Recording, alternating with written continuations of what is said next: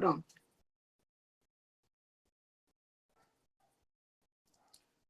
Boa noite a todos. Hoje, 17 de janeiro de 2022, estamos aqui na Sociedade Espírita Francisco de Assis, onde realizaremos mais uma palestra pública. Boa noite a todos os que nos ouvem. E, no momento, nós leremos a mensagem do livro Minutos de Sabedoria, de Carlos Torres Pastorino, mensagem número 107, que diz assim para a gente, para nós refletirmos agora. Quando a dúvida o assaltar, mantenha firme seu coração, no desejo sincero de perseverar até o fim. Se a mágoa e a calúnia o ferirem, não fique a lamentar-se inutilmente. Gaste seu tempo em trabalhos construtivos, auxiliando a todos os que necessitam de seu apoio. Não se deixe desfalecer pelas dores. Ao contrário, eleve seu pensamento confiante, pedindo o socorro do alto.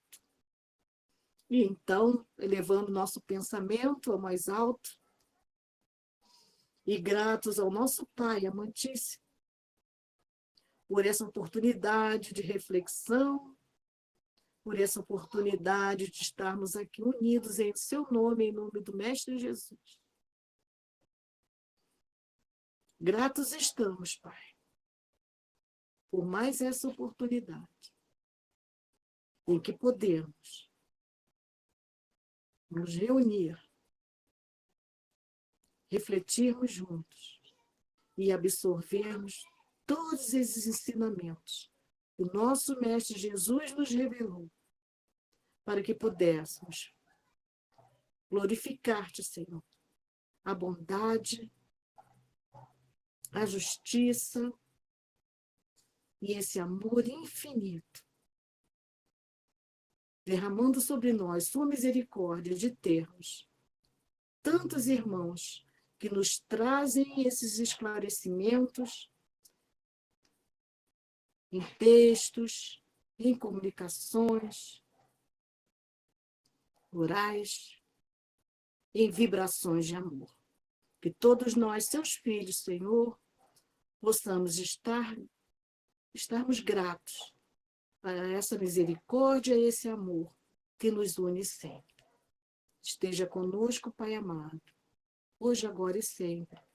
Assim seja. Graças a Deus.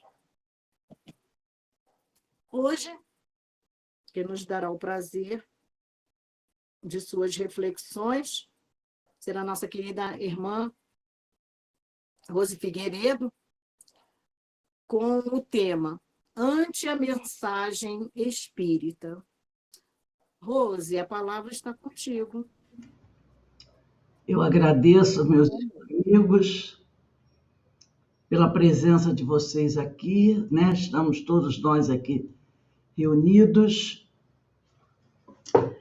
e é sempre um prazer para nós estarmos juntos mais uma vez. Eu não sei se está dando um probleminha aqui na tela, Denise, porque eu estou tentando ficar em caixa mais alta, mas não sei se... Oi? Vê se você tá com o seu microfone ligado. Não, está desligado. Eu não sei o que está acontecendo, mas tudo bem, eu vou tentar ver se eu consigo mexer aqui. Não. Vamos ver. Vocês estão me vendo pequenininha também no quadradinho? Porque eu estou me vendo pequenininha no quadradinho. Não, estamos vendo você grande. Então, tudo bem. É porque eu não sei como é que vai gravar. Mas... Bem, gente, o nosso estudo de hoje é desse livro aqui, ó. Eu não sei se vocês estão conseguindo ver o livro, porque para mim a tela está muito pequenininha. Para mim está muito pequenininha, eu não estou conseguindo ver. Direito. Eu acho que se você clicar em cima dela e abrir a telinha daquelas 2 setinhas para expandir, você consegue. Deixa eu ver aqui se eu consigo. Não, eu tentei, mas não dá. Oi? Espera um instantinho. Ah, tá, melhorou um pouco. Ah, consegui. O problema entre o computador e a cadeira. Então, tudo bem, vamos lá. Esse problema é sério. Então, como eu falei para vocês, nós vamos fazer o estudo desse livro aqui, ó. Lampadário Espírita, de Divaldo Pereira Franco, pelo espírito Joana de Ângeles. Gente, esse livro é maravilhoso. O texto de hoje é fantástico. Então, eu vou conversar com vocês, eu vou lendo o texto, porque o texto é, como diz o pessoal por aí, é imperdível. A Joana, é o capítulo 1, antes da mensagem espírita.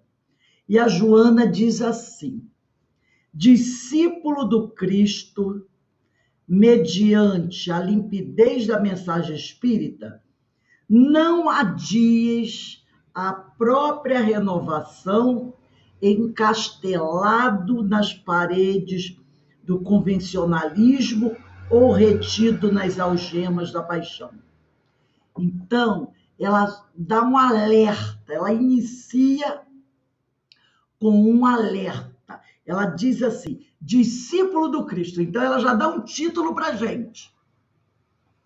Ela nos chama de discípulo do Cristo. Já coloca nas nossas coisas uma responsabilidade imensa, porque ela inicia o texto assim, discípulos do Cristo. Então, chamou todo mundo de discípulo do Cristo.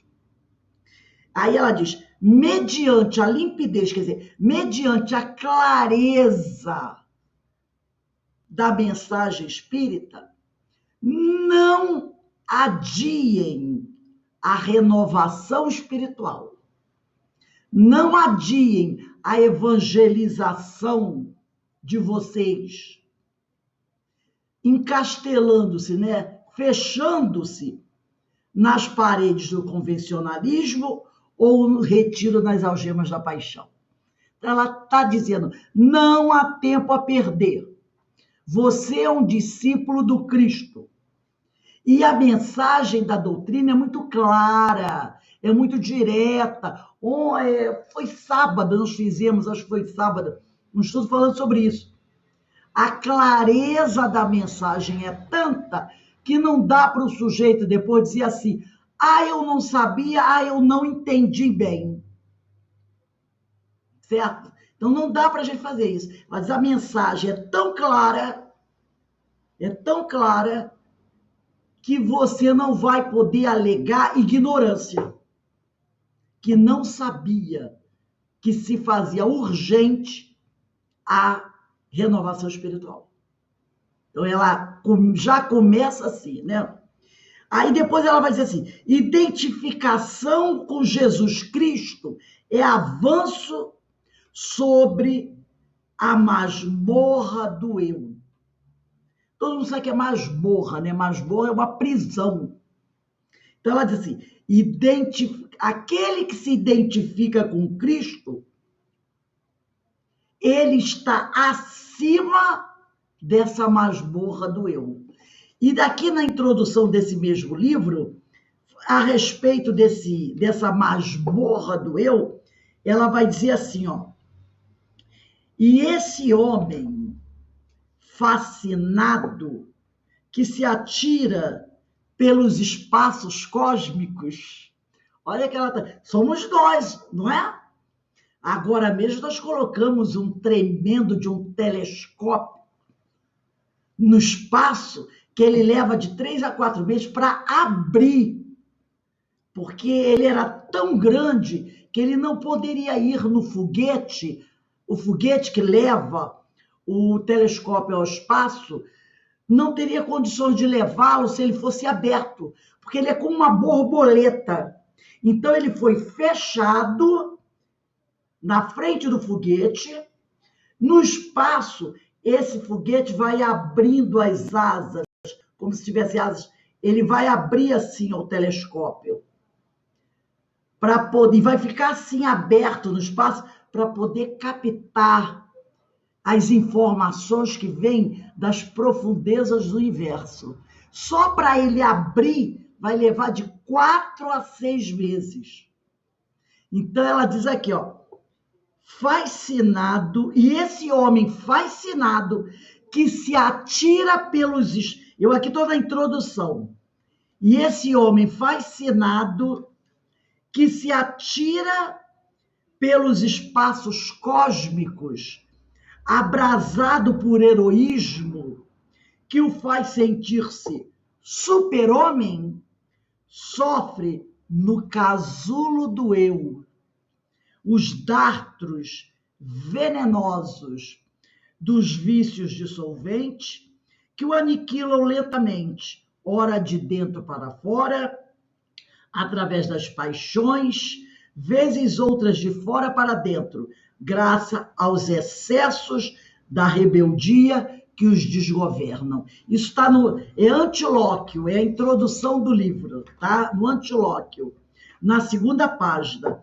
Então, é o homem que está tentando viajar pelo cosmos, com a inteligência fantástica, mas que, ao mesmo tempo, sofre no casulo do eu. É prisioneiro dos seus vícios, das suas paixões.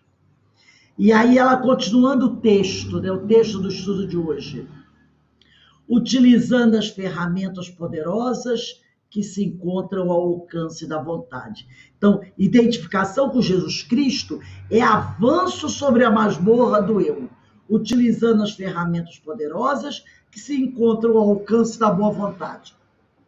Então, se nós estamos nos identificando com Jesus, essa identificação vai nos proporcionar a vitória, vai nos ajudar nessa luta, nessa vitória sobre o eu, que é a vitória sobre o maior adversário que nós possuímos. E quem é o maior adversário que nós possuímos? Somos nós mesmos. São as nossas paixões, os nossos vícios.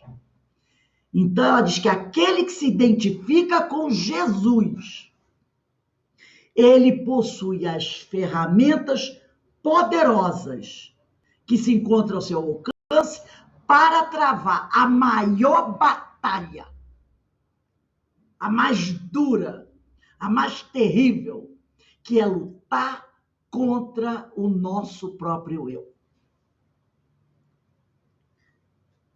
Então, isso é fantástico. Se somente Jesus pode nos dar essa condição, somente com os estudos, meditações, reflexões dos ensinos de Jesus, nós poderemos vencer essa terrível batalha. Algum de nós sabe quantos anos tem em relação como espírito? Será que alguém sabe? Nós não sabemos. Sabemos que somos longevos. E durante todo esse tempo, durante toda essa idade que nós temos, alguns milhões de anos, nós estamos lutando, travando essa batalha contra nós mesmos. E na maioria das vezes, nós estamos perdendo essa batalha. E como sabemos que estamos perdendo? Olha para a nossa vida hoje.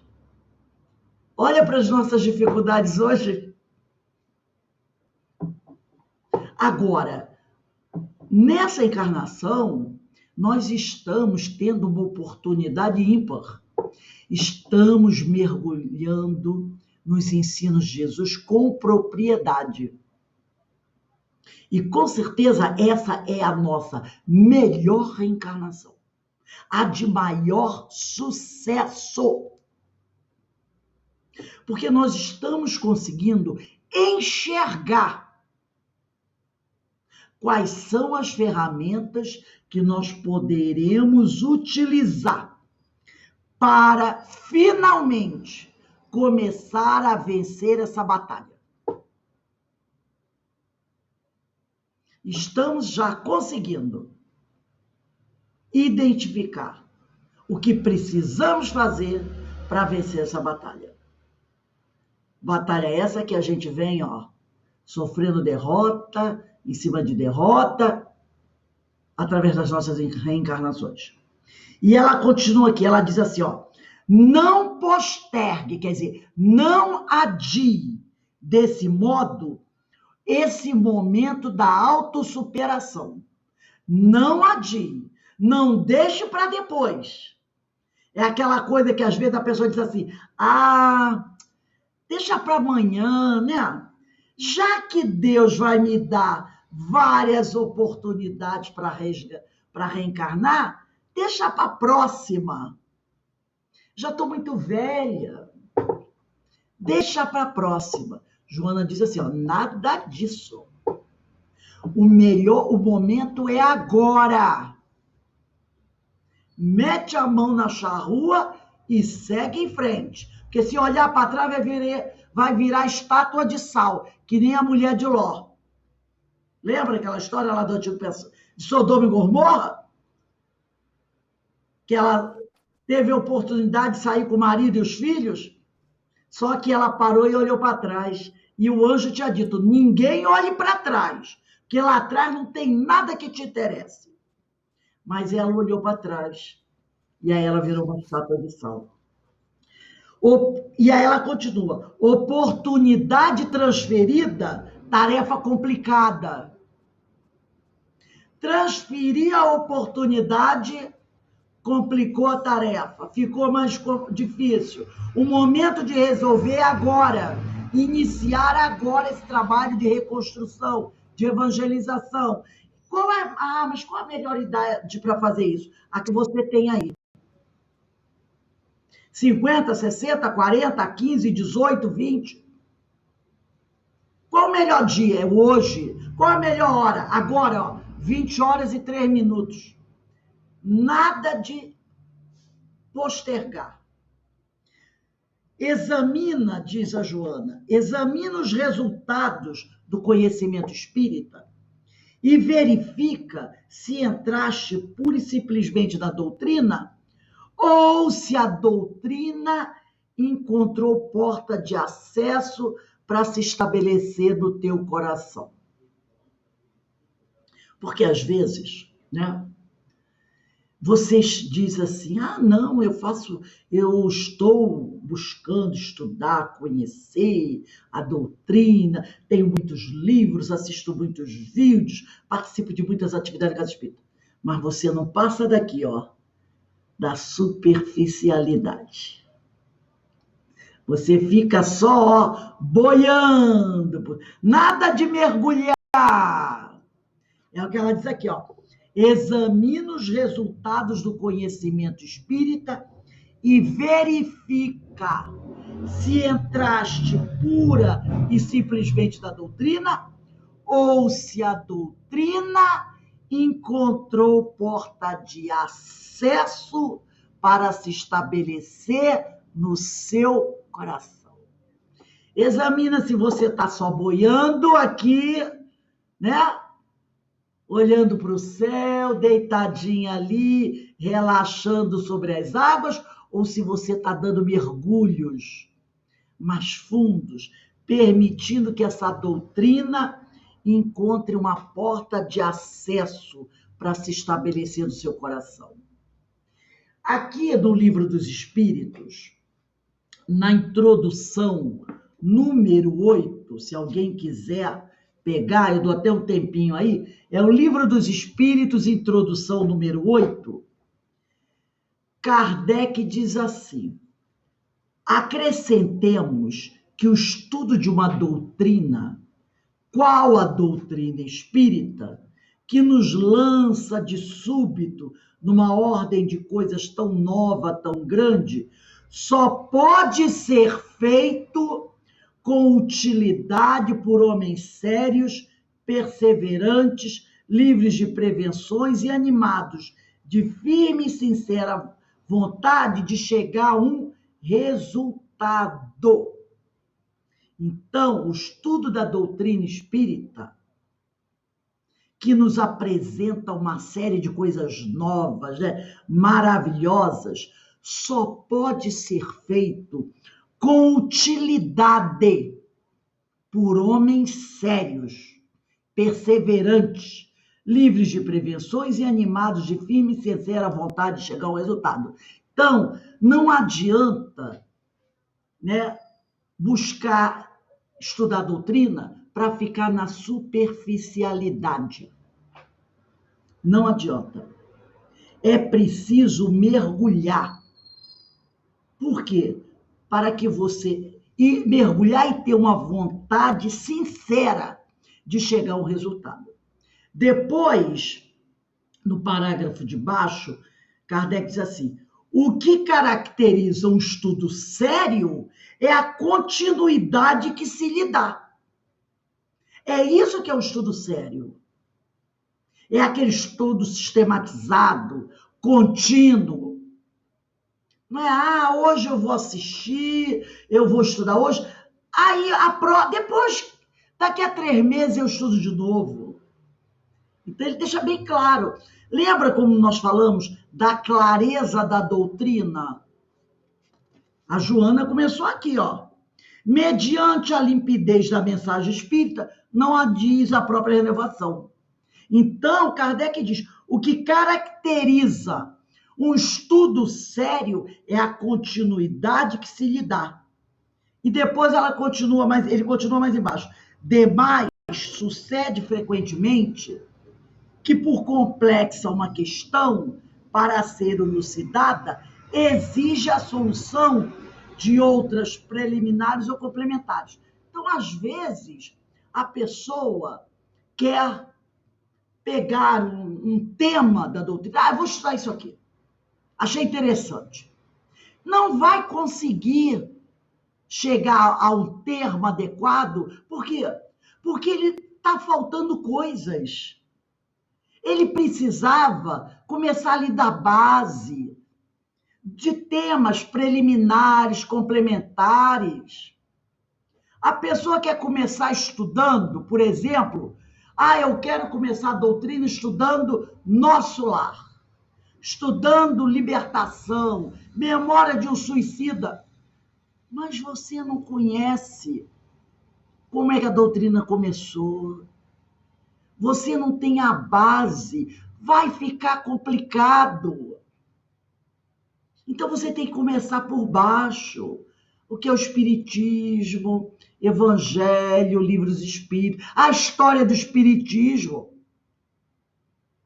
Então o que acontece muitas vezes, a pessoa quer começar com um tema bem complexo e não sabe nem soletrar a palavra Allan Kardec. Não sabe nem se ele era francês, alemão, inglês.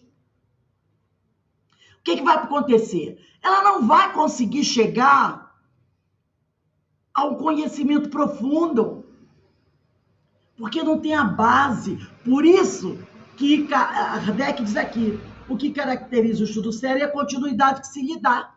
Então você tem que começar bem do início, para conhecer os temas, para depois avançar para as coisas mais complexas. Ele diz aqui, quem deseje tornar-se versado numa ciência tem que estudar metodicamente, começando pelo princípio e acompanhando o encadeamento e o desenvolvimento das ideias. Quem quiser com os espíritos se instruir, tem que com eles fazer um curso, mas claro que isso é impossível. Fazer um curso, mais exatamente como se procede entre nós, aqui na Terra. Deverá escolher seus professores e trabalhar com assiduidade. Você quer fazer um curso? Você não tem que ter assíduo, né? Um bom estudante, assistir às aulas, estudar. É assim.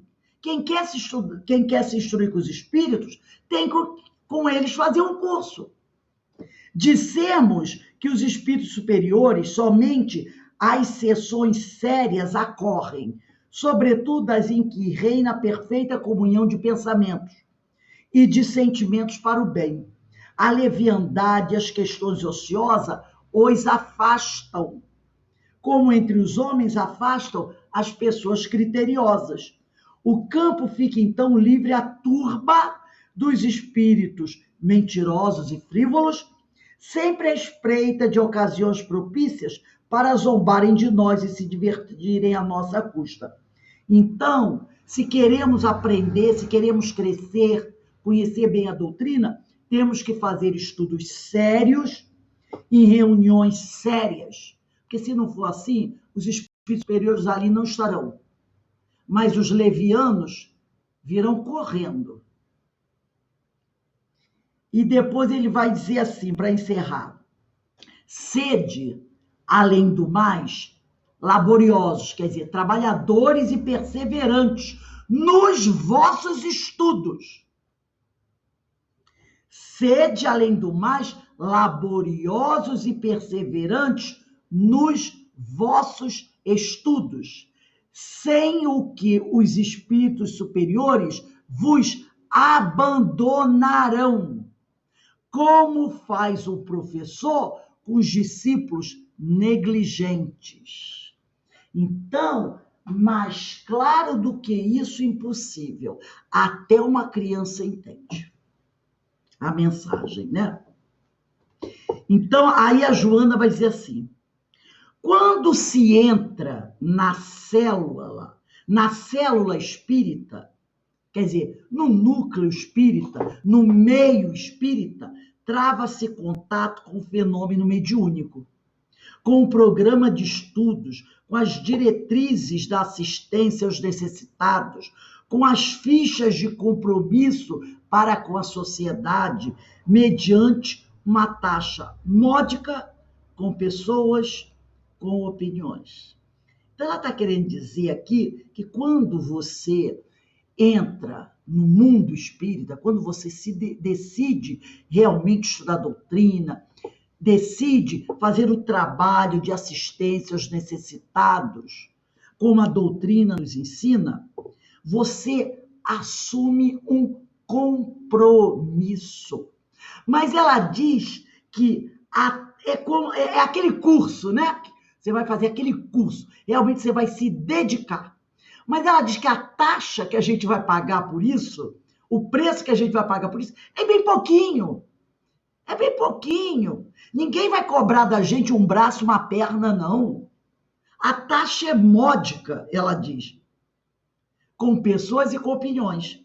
Quando, porém, a mensagem espírita penetra o coração e se enraiza na mente do discípulo, ela não falou no início que nós éramos discípulos do Cristo?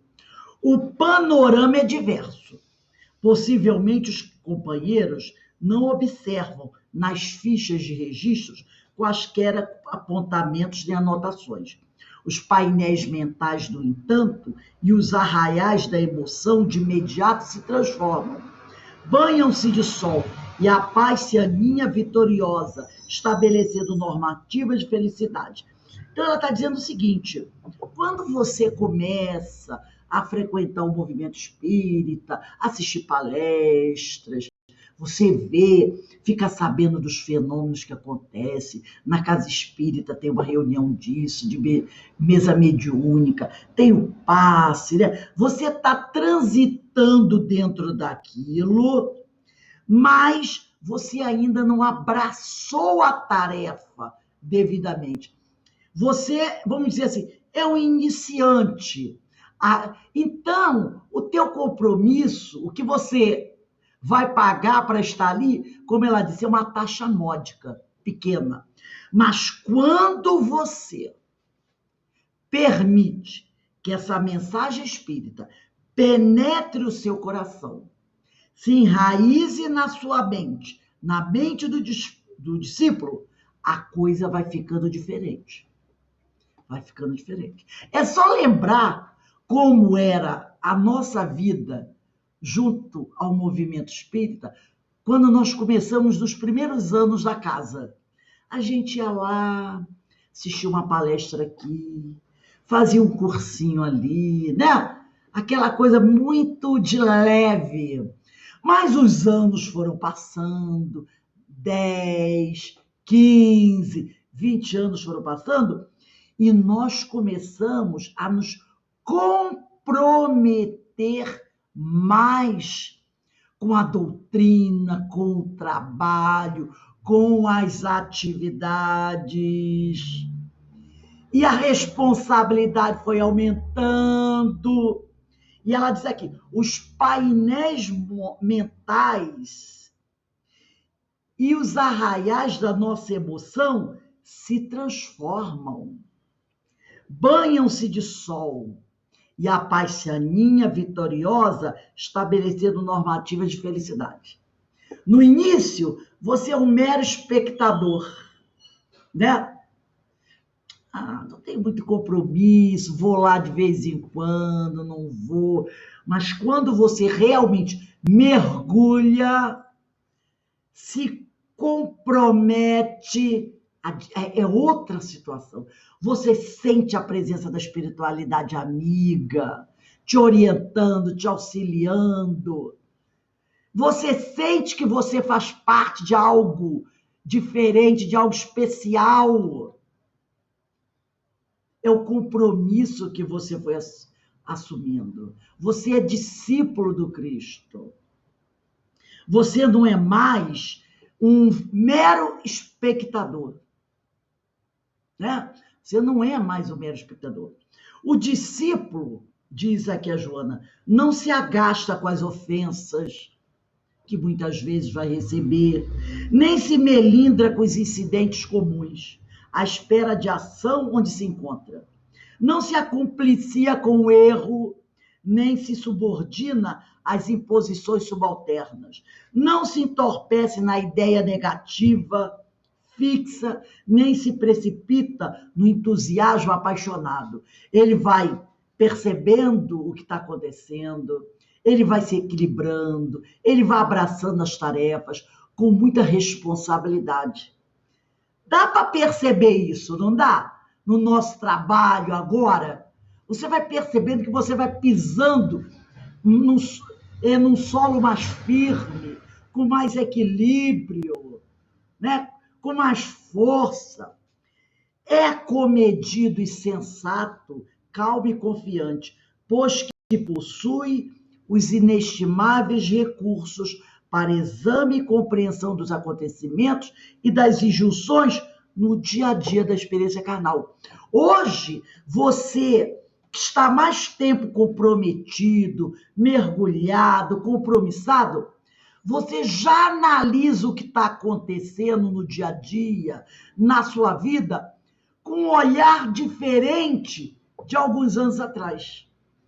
Coisas que lá no passado te desesperavam, te deixavam sem dormir, hoje você já consegue administrar melhor, não é? Aí você até ri quando lembra de certas coisas, você diz, meu Deus do céu, como eu me agastei com coisas que realmente não valiam a pena.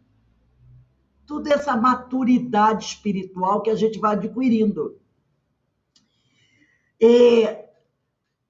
No Evangelho segundo o Espiritismo, no capítulo 1, item 5, tem uma frase que diz assim, o Espiritismo é a chave com o auxílio da qual tudo se explica de modo fácil. Está lá, Evangelho segundo o Espiritismo, capítulo 1, item 5. O Espiritismo é a chave com o auxílio da qual tudo se explica de modo fácil. Mas para isso, é claro, gente, a gente tem que ter a tal da maturidade.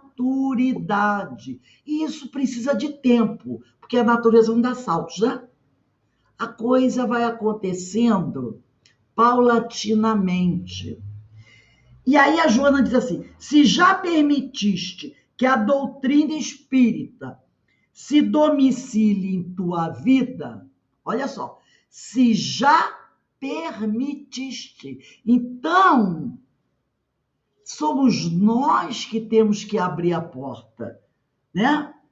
Como ela disse nesse texto, se a doutrina encontrou porta de acesso para se estabelecer no teu coração, não há violência.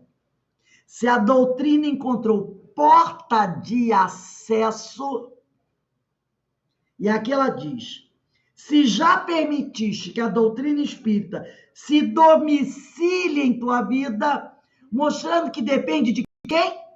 Depende de nós. Abrir a porta para a doutrina se estabelecer no nosso coração, para que ela se domicile. O que é se domiciliar? É morar. Domiciliar vem de domicílio. Domicílio é casa. É estabelecer moradia. Não é aquela coisa de, como a gente diz assim, visita. Visita, veio hoje, ficou 2 dias, foi embora, volta o ano que vem. Né? Se já permitiste que a doutrina se domicile em tua vida, acende a lâmpada do Evangelho no caminho. Lembra aquela mensagem de Jesus, quando ele diz da candeia? Né? Vai pelo caminho, ele vai pelo caminho, iluminando, com a candeia na mão, iluminando o caminho, e a gente vem atrás. E o nosso caminho vem iluminado pela luz que ele deixa para que a gente não tropece nem se desvie. Então, aqui, ó. Acende a lâmpada do Evangelho no caminho e afirma, a princípio, no lar, a tua nova condição, por meio de inequívoco atestado de humildade e resignação. Então, ele diz assim, ó, tem que começar onde? No lar. Não adianta você faz um trabalho espetacular na casa espírita e dentro de casa é uma escuridão, não tem nada. Não. Ela diz aqui, ó, acende a lâmpada do Evangelho no caminho e afirma, a princípio, no lar, a tua nova condição, lembra que eu falei? Por meio do inequívoco atestado de humildade e resignação. Instala a tua prece no teu lar. Porque se você começa no pequeno para partir para o grande. Não é? É do pequeno para o grande. Se possível, clareie o teu domicílio com o estudo da mensagem espírita e cristã, interessando os familiares na busca da verdade e da paz sem jaça. Então, ela está nos convidando a instalar na nossa casa o culto do Evangelho no lar.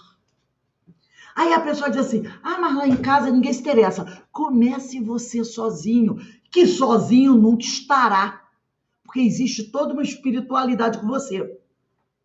E seja o quê? Perseverante. E as pessoas que convivem com você, com o tempo, se sentiram atraídas. Porque o que é bom acaba atraindo as pessoas. Quantas pessoas se tornaram espírita porque foram um dia com alguém visitar uma casa espírita? Aí vai lá, visita vai numa festa aqui, vai num seminário ali, e com o passar do tempo foi perceber, esse troço é bom, eu gostei desse negócio, fala umas coisas interessantes aí, e aí a pessoa foi. Agora, se ninguém falar da doutrina, como é que a família vai se interessar? Então ela diz aqui, instala o culto do lar. Ser homem novo, ela nos convida a ser homem novo em todo lugar, onde estejas. Aonde você for, leve a palavra do Evangelho. Não é esse negócio de Na casa espírita eu sou um, na rua eu sou outro, em casa eu sou outro, no trabalho eu sou outro. Não! Ser homem novo em todo lugar, onde estejas, principalmente quando no trato com servidores humílimos do lar, da oficina, de trabalho, da rua, aqueles aos quais, mais fácil e impunemente, muitos se permitem molestar por impiedade ou desequilíbrio. Porque tem pessoas que têm o prazer de humilhar, de pisar, de tratar mal as pessoas que estão em níveis profissionais menos destacados, né? As pessoas que trabalham na limpeza, empregados, né? Aquelas pessoas mais humildes, mais simples. Tem pessoa que, né, anda e trata os outros, os nossos irmãos, assim, com aquele orgulho, com aquela vaidade. Todo mundo sabe, né? A gente vê às vezes. Você sabe com quem você está falando? Aí vai passar na caixa do supermercado, aí humilha a caixa, e ela, coitada, muitas vezes não pode responder, porque se ela responder, o agressor vai chamar, chama aí o gerente! Olha, essa funcionária assim, assim, assim, assim. Eu não venho mais aqui. Aí o gerente, para não perder o cliente, o que faz? Demite o funcionário, que às vezes não teve culpa de nada. Aí essas pessoas ficam ali, né, humilhadas, violentadas, agredidas. Então ela diz aqui, seja um homem novo em todo lugar. Onde estejas, principalmente no trato com servidores humílimos. Você quer ver uma coisa que é muito difícil as pessoas fazerem? É dar bom dia, boa tarde ou boa noite para o pessoal da limpeza pública, para quem trabalha na Conlurb, na Condep, para faxineiro, para faxineira. Uma vez eu vi um jornalista, ele fez um trabalho, um laboratório, né? Um ano trabalhando como funcionário da Conlurb, mas era um laboratório que ele estava fazendo, um estágio. Ele queria escrever um trabalho, né? Uma tese, como era a vida desse pessoal. Então ele passou um ano trabalhando, né? Se associou lá na Conlurb, recebeu autorização para fazer esse trabalho. Sabe a conclusão que ele chegou no final do trabalho dele, da pesquisa? Que eles eram invisíveis. Invisíveis. Que muitas vezes o funcionário ou a funcionária está ali varrendo, tem 3, 4 pessoas em volta. As pessoas passam para lá, para cá, para lá, para cá, para lá, para cá. É claro que tem suas exceções, incapazes de dar um bom dia, uma boa tarde. E aí, meu irmão, como é que você vai? Muitas vezes só falam quando querem alguma coisa. Ele disse assim, eu me senti invisível. Então é o que ela diz aqui. Ser homem novo em todo lugar. Onde você estiver, mas principalmente no trato com aquelas pessoas mais simples. Depois que eu vi essa reportagem, eu passei a prestar atenção. Toda vez que eu passo, eu, bom dia, boa tarde, tudo bem, meu? Eu passei a fazer isso. Porque eu vi essa reportagem já tem uns 2 a 3 anos isso. Eu falei, caramba, é verdade. É verdade. Raramente, você quer ver outra coisa? Se dá bom dia ou boa tarde ou boa noite para o trocador, para o motorista de ônibus. Você entra no ônibus, paga lá a passagem, incapaz de dizer bom dia, boa tarde. Quando vai descer do ônibus, é incapaz de falar alto assim dentro do ônibus. Obrigado. Para o motorista.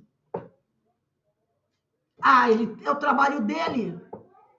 Eu que pago a passagem dele, eu que pago o salário dele com a passagem que eu pago. Muitas pessoas dizem assim. Tá pagando, tá aí, porque quem paga teu salário sou eu, quando pago a passagem. Então não dá bom dia, boa tarde. Não dá para um funcionário do supermercado para a caixa, chegar na caixa, bom dia, boa tarde, obrigado. Muitas vezes a gente não faz isso com as pessoas que estão nos atendendo. Elas passam, ficam invisíveis.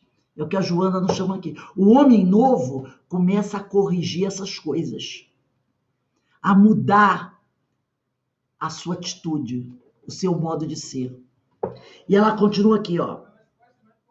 Ajuda indistintamente com palavras, ações ou no recesso do espírito com pensamentos salutares e orações. Você vai ajudar alguém que nem sabe às vezes que você existe com suas orações. Ou então, você vai ajudar a quem necessite. De quem eu posso ser o próximo, lembra? De quem eu posso ser o próximo? Com uma palavra. A pessoa está necessitada, você percebe, chega lá, dá uma palavra de conforto, de consolo, de esclarecimento. Você está ajudando, nós podemos ajudar indistintamente, como ela diz aqui, com palavras, ações ou no recesso do espírito, com pensamentos salutares e orações. Você está passando pela rua, aí você vê um monte de morador de rua. Você aqui, ó, Senhor, por favor, auxilia estes homens, estas mulheres que estão aqui. Faça, Senhor, com que eles busquem o esclarecimento, que eles despertem, que a tua misericórdia os envolva, os faça despertar para abandonar essa vida, buscar algo melhor. Faz uma precezinha assim de 10 segundos e segue. Você deixou teu amor ali para aqueles companheiros. Aí o pessoal vai dizer assim, mas vai surtir efeito? Vai! Vai! E como vai? É porque a gente não sabe o poder que nós temos. Nós desconhecemos isso. E ela continua aqui, ó. Lembra-te dos que te precederam no retorno, daqueles que desencarnaram antes de nós. A erraticidade e dilata os recursos psíquicos para os ajudar nas tarefas da desobsessão e do passe. Aqui no meu caderno psicodélico, e do passe. Ela está dizendo aqui, ó, para a gente lembrar, vai rápido, né? Para a gente lembrar daqueles irmãos que se encontram na pátria espiritual e que a gente busque dilatar os nossos recursos psíquicos para os ajudar nas tarefas da desobsessão e do passe. Aí o sujeito vai dizer assim, mas as casas espíritas estão fechadas. Não tem trabalho de desobsessão de mesa mediúnica. Como é que vai ser? Como é que eu vou poder fazer o trabalho? E quem disse que você, para fazer um trabalho mediúnico, você precisa da casa espírita? Quem disse a você que você precisa dessa casa espírita? Você pode fazer um trabalho mediúnico dentro da sua casa. Ah, mas como? Quer dizer que eu vou receber espíritos? Não.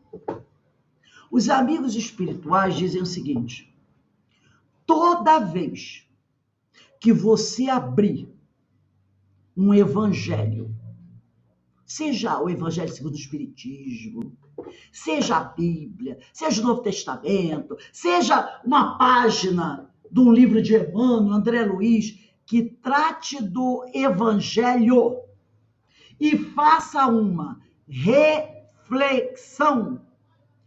Um desencarnado está sendo ajudado. Toda vez que você abrir uma página de um evangelho. Um ensino de Jesus. Um minuto de sabedoria. Qualquer livro que você abrir com uma página edificante e você fizer uma leitura e uma reflexão, um desencarnado está sendo ajudado. E eles dizem assim, ó, eu tirei o trecho para ler para vocês. Cada vez que se abre e se reflete sobre um trecho do Evangelho, um desencarnado é socorrido pela espiritualidade, mesmo que não haja manifestação ostensiva. Os espíritos bons estão trabalhando continuamente, promovendo a consolação e fortalecimento da fé daqueles que mais necessitam. Então, não é porque a Casa Espírita está com as portas fechadas que eu não posso fazer um trabalho de desobsessão, que eu não posso fazer um trabalho do passe.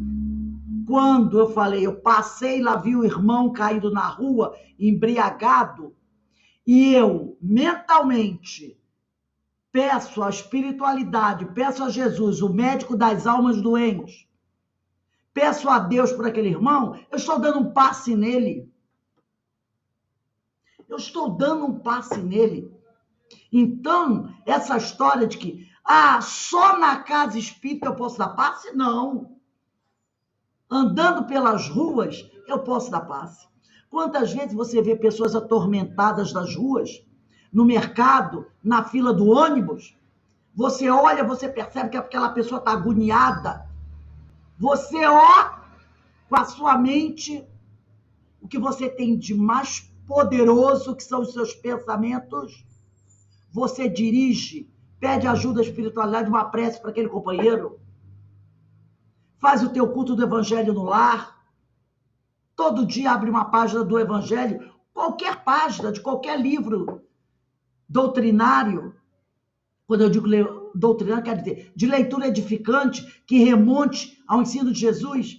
Lê aquilo e faz uma... Não é ler, como o pessoal fala assim, Pai Nosso que está no céu, assim, lê e medita sobre aquela mensagem. Naquele momento, você está fazendo um trabalho de desobsessão. Porque a espiritualidade irá socorrer um desencarnado necessitado. E ela diz assim, para encerrar, compreenderás, por fim, que o discípulo da mensagem espírita, quando chega ao núcleo de tarefas, é somente mais um, na estatística da casa. Quando você chega à casa espírita, você é somente mais um na estatística da casa.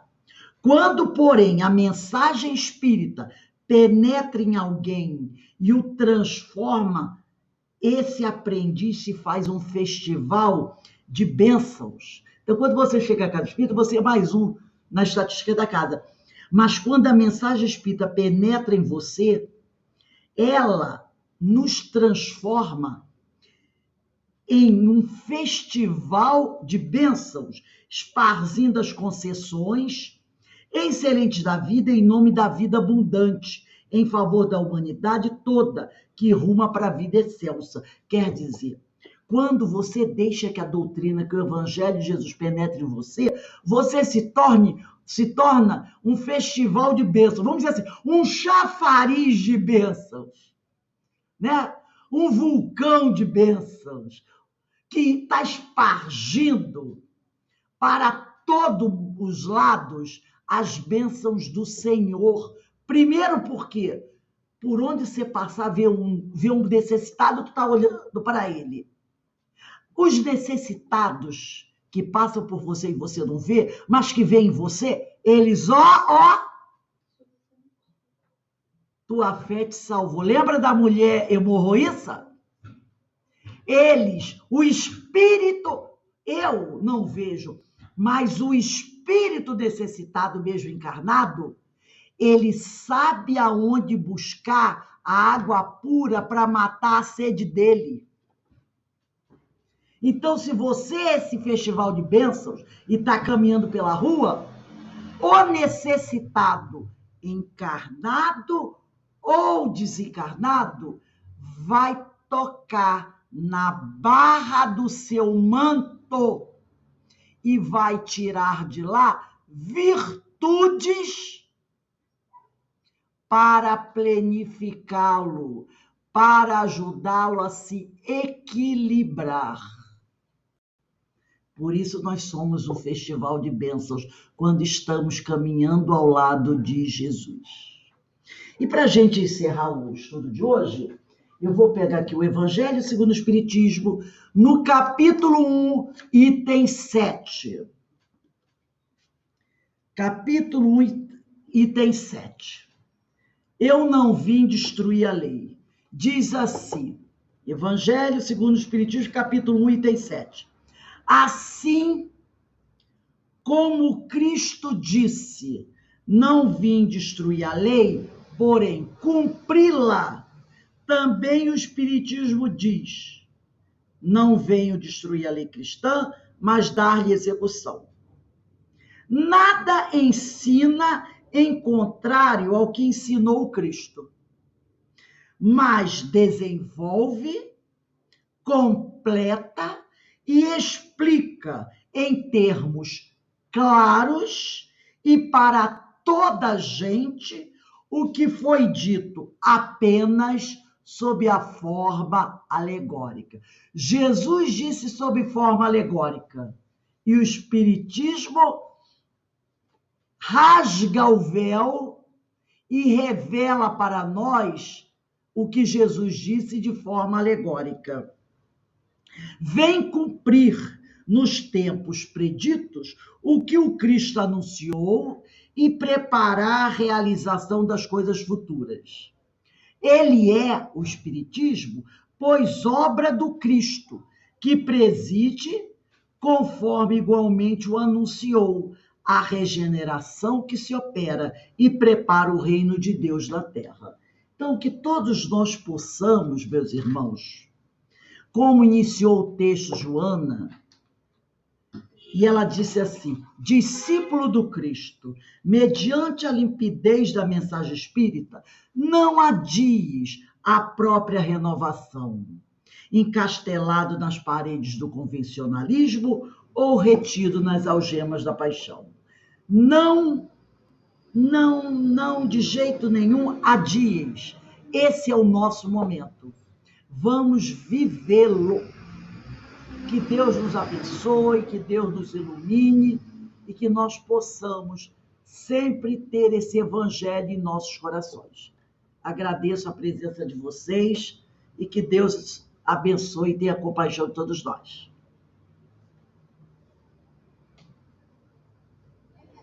Obrigada, Rose, pelos esclarecimentos. Nos sentimos muito consolados, né? Fortalecidos por essas palavras, onde só reafirma a nossa vontade de continuar perseverando, trabalhando e seguindo os passos do nosso Mestre Jesus. Eu gostaria agora de pedir à nossa querida amiga Vera Eckert para fazer a nossa prece de encerramento. Pode ser, Verinha?